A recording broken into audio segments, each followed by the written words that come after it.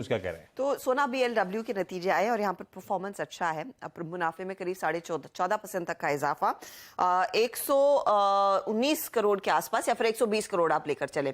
35% तक की वृद्धि रेवेन्यू देखने को मिली है। अब EBITDA देखेंगे तो 50% तक की ग्रोथ है, ये 199-200 करोड़ के आसपास आया है और मार्जिन दरअसल 24.3% से बढ़कर 27% पर आ रहे हैं। परफॉर्मेंस काफी बढ़िया है। अब इस परफॉर्मेंस में जो इलेक्ट्रिक व्हीकल का जो सेगमेंट है ना, उससे करीब 37% तक की रेवेन्यू ग्रोथ आती हुई दिखाई दे रही है। साथ ही साथ कंपनी कह रही है कि ओवरऑल इलेक्ट्रिक व्हीकल का जो रेवेन्यू शेयर है वो 14% से बढ़कर जो FY21 में था आ चुका है करीब 26% पर। अब ईवी सेगमेंट से करीब 77% ऑर्डर्स इनके हाथ लगे हैं। कुल रकम है 16,600 करोड़ तक की। साथ ही साथ कंपनी ये भी शेयर करती है कि 23% इनका नॉन ईवी का बिजनेस है। ऑर्डर बुक है 4,900 करोड़ की। और इस पर्टिकुलर क्वार्टर में 500 करोड़ का Q4 में इनके हाथ एक ऑर्डर लगा है जो नॉर्थ अमेरिका का एक OEM प्लेयर है कमर्शियल व्हीकल स्पेस में, और वो एक इलेक्ट्रिक बिजनेस का ही ऑर्डर है। तो ये फिलहाल हाइलाइट्स आई हैं सोना बीएलडब्ल्यू की तरफ से। सूला विनयार्ड परफॉर्मेंस अच्छा, हमने Q1 अपडेट देखा भी था जहां पर कंपनी का प्रॉफिट इस पर्टिकुलर क्वार्टर में 5.2% बढ़ता हुआ, रेवेन्यू करीब 7% बढ़ा है, 120 करोड़ पर आया। EBITDA टर्म्स में 7.3% तक की ग्रोथ देखने को मिल रही है। मार्जिन स्टेडी है, हल्का सा इंप्रूवमेंट 10 बेसिस पॉइंट का। हाईएस्ट एवर लेकिन एनुअल सेल्स कंपनी ने क्लॉक की है। सेल्स जो आया है प्राइमरी प्रीमियम प्रोडक्ट्स की ओर से आता हुआ दिखाई दे रहा है। एलीट और प्रीमियम ब्रांड का जो कंट्रीब्यूशन है वो 52% पर आ गया है वर्सेस 46% प्री पैंडेमिक। और कंपनी कह रही है कि 100 करोड़ की रेवेन्यू इनके वाइन टूरिज्म बिजनेस से आएगी FY24 में। ये फिलहाल कमेंट्री सूला की तरफ से।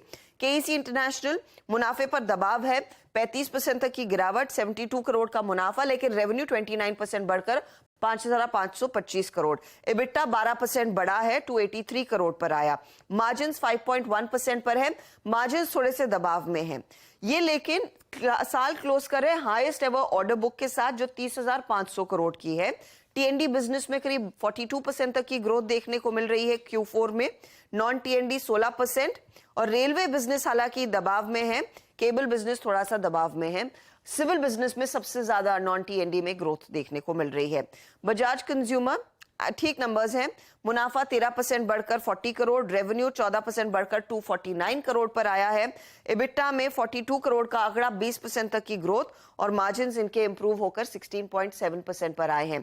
आवास फाइनेंसियर्स ये रेडार पर रहेगा, नतीजे आए हैं, साथ ही कंपनी के मैनेजिंग डायरेक्टर ने इस्तीफा दे दिया है, तो उसका भी एक ओवरहैंग स्टॉक पर रहेगा। लेकिन नतीजे अच्छे हैं, 10% का इजाफा मुनाफे में, 18% तक की ग्रोथ ब्याज से आय में देखने को मिली है। साथ ही साथ डिसबर्सल का आंकड़ा देखें तो वो 23% बढ़ता हुआ सालाना आधार पर।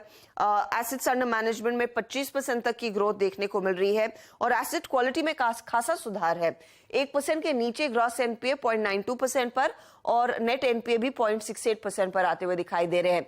नतीजे अच्छे, लेकिन मैनेजमेंट रिजाइन कर रहा है, MD रिजाइन कर चुके हैं, तो उसका एक ओवरहैंग स्टॉक पर रहेगा। इसके अलावा कुछ और खबरों में रिलायंस इंडस्ट्रीज, और यहां पर ऑफ कोर्स जियो फाइनेंस की जो डीमर्जर को मंजूरी मिलनी थी वो आ चुकी है, शेयर होल्डर्स की तरफ से गो अहेड मिल गया है। एक शेयर पर के बदले में, रिलायंस के एक शेयर के बदले में जियो फाइनेंस का एक शेयर आपके हाथ में आएगा।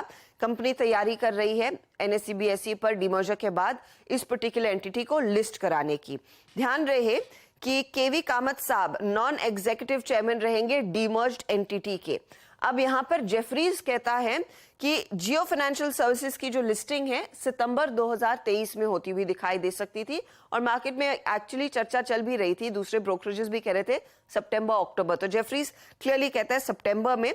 मक्वारी कहता है जियो फाइनेंशियल सर्विसेज की वैल्यूएशन 1.52 लाख करोड़ पर रहेगी, और ये 5th largest financial services firm Bharat की बनती हुई दिखाई देगी, तो वो स्टॉक आप रेडार पर रखेंगे। सेंट्रल बैंक ने क्लैरिटी दी है कि गो एयर में बैंक का as of 31 March exposure 1305 crore था। साथ ही साथ इन्होंने 1% और टोटल एडवांसेस का एक्सपोजर लिया। इन्होंने सैंक्शन किया एडिशनल 682 करोड़ के लोन भी as emergency line credit guarantee. तो कुल मिलाकर 1500 करोड़ की इन्होंने प्रोविजनिंग की है गो एयर के लिए अपनी बुक्स में। SJVN के हाथ 200 मेगावाट का एक ऑर्डर लगा है। खावड़ा सोलर पार्क के लिए 1200 करोड़ का ये ऑर्डर है रफली। GR infra projects L1 bidder घोषित किया गया है एक प्रोजेक्ट के लिए 737 करोड़ का ये ऑर्डर। हीरो मोटो नतीजे आ जाएंगे, उससे पहले कंपनी अपने ईवी ब्रांड वीडा के एक्सपेंशन पर फोकस कर रही है। 100 सिटीज में ले जाने का इरादा, और यहां पर कुछ प्राइस कट्स भी आते हुए दिखाई देंगे।